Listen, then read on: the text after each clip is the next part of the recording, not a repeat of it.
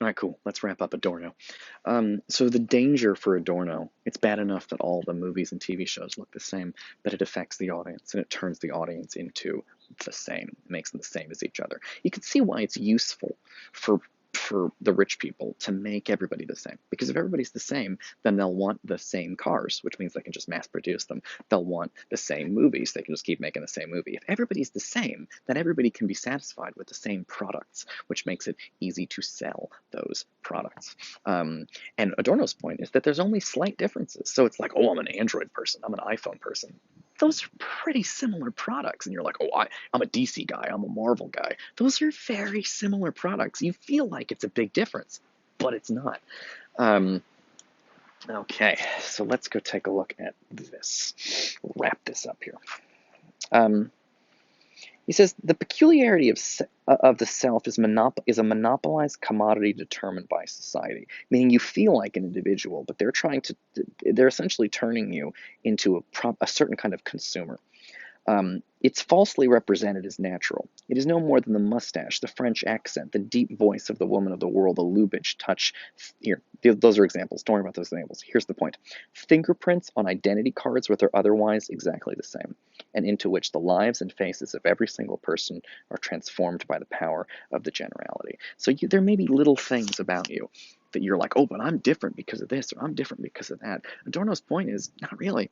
That's a small thing. Oh, what, you got a weird mustache? You have an interesting voice? You're basically the same as everybody else because mass culture is designed to keep you the same. And again, in the old days, this used to be done by religion, which was really designed. You go every Sunday, and this preacher gives you a sermon, and it's the same sermon for everybody, and you just think the same thoughts, read the same book, and that thing for Adorno has been replaced by art. So he says. Pseudo-individuality, meaning you fake individuality, is a prerequisite for comprehending tragedy and removing its poison. Only because individuals have ceased to be themselves and are now merely centers where the general tendencies meet is it possible to receive them again, whole and entire, into the generality. In this way, mass culture discloses the fictitious character of the individual. He feels like, oh, I'm an individual, I'm my own person. He says that's fake, that's a fiction.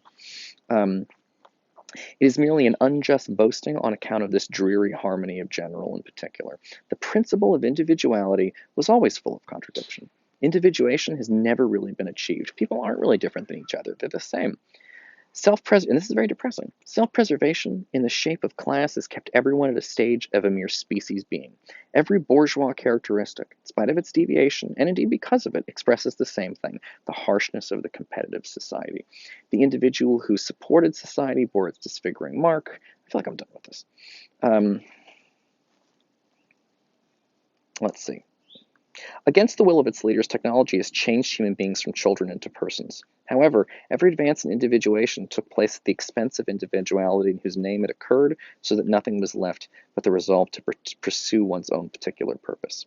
The bourgeois, whose existence is split into a business and private life, whose private life, right, I think I'm pretty much done with this. I don't want to do this anymore. Oh, no, I'm going to keep going a little more.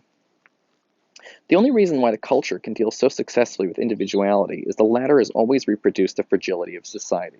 On the faces of private individuals and movie heroes put together according to the patterns of magazine culture covers vanishes a pretense in which no one now believes. The popularity of the hero models comes partly from a secret satisfaction with the effort to achieve individuation has been replaced by the effort to imitate, which is admittedly more breathless. Everybody just wants to imitate and copy.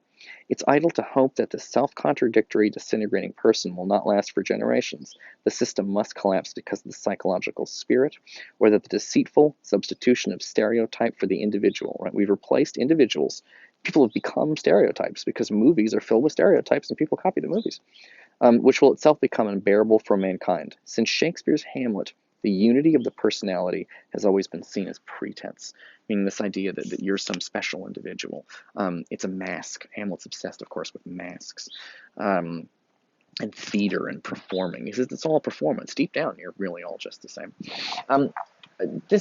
One of the things Adorno's talking about, and I really shouldn't say this because I don't have time to finish this thought, but it's ideology. Ideology is a complicated idea, but ideology is basically like a philosophy of life. but it's so big you don't think about it as a philosophy. You're just like, life's like that. So for example, you're like, look, money's important. I got to make money. That's life.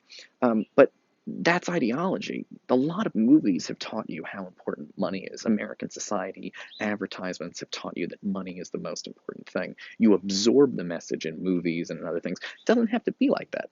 Um, so my students, for example, don't think they think the pursuit of money is just, well, that's life. You got to have money. But there are other ways of being. There are other ways of doing things. Um, but but the movies would tell you otherwise. All the movies and TV shows kind of keep hitting you with the same message. And I've been focusing very much on money, but there's other kinds of things too about like how should women behave. Movies and TV shows create versions of women, and it's a way of programming the audience to believe those things are natural and normal. Women are like this, whereas men, on the other hand, are like that. People are like, well, life's just like that. No, it's not. It's something that was invented by movies. It's something that was, so for example, the idea that like men are loners, um, who who are less emotional than women. That's something that was popularized by cowboy movies in the 1940s. It's not necessarily true. There are lots of other cultures and other centuries and other time periods when men acted differently. Um, these are messages. There's all kinds of messages and philosophies that are floating around in movies and TV shows. They're mass produced and then they get programmed in your brain so that everybody thinks the same thoughts.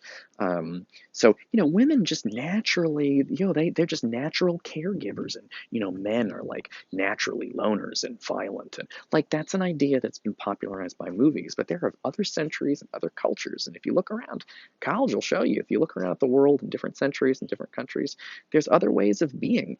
But in our society, it always looks the same because we're watching the same movies and the same TV shows over and over and over and over again. And that is a Horkheimer and Adorno, and that ends the first part of the art and audience unit. Okay, I think that's it. I'll see you guys next time. I'm going to go teach Romeo and Juliet to a totally different group of students.